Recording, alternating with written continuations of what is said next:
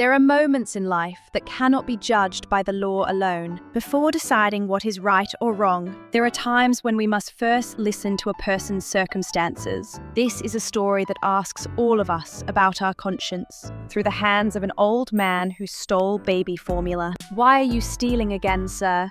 This is already the third time." The old man's voice trembled at the checkout counter. "Oh dear, I think this old man has lost his mind." People around them whispered, "He gets government assistance, why steal? He doesn't even have kids. Why is he taking formula?" The store owner sighed deeply, and the police were called. The old man looked down at the baby, formula on the shelf, and said nothing. At the police station, the officer asked gently, "Sir, why did you steal?"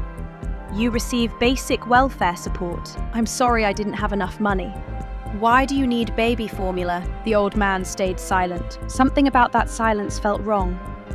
And later that day, the officer decided to visit the old man's home. The moment the door opened, a foul smell hit his nose. The house looked like a trash dump, old and neglected. Then suddenly, he heard the sound of a baby crying. Inside the room, on a worn blanket, lay a baby, about 6 months old. "This child is. She's from next door," the old man said, his voice shaking. "A single mother lived there. She disappeared a month ago and left the baby behind." The officer looked around. The refrigerator was completely empty. Only several cans of baby formula sat on the floor. The old man had been raising the baby while starving himself. All of his welfare money went to formula and diapers. When the money ran out, stealing became his only option. The officer's eyes filled with tears. "Have you eaten today, sir? The baby comes first before me. Why didn't you tell anyone the truth?" "I was afraid," the old man said softly. "If people found out, they might take the baby away."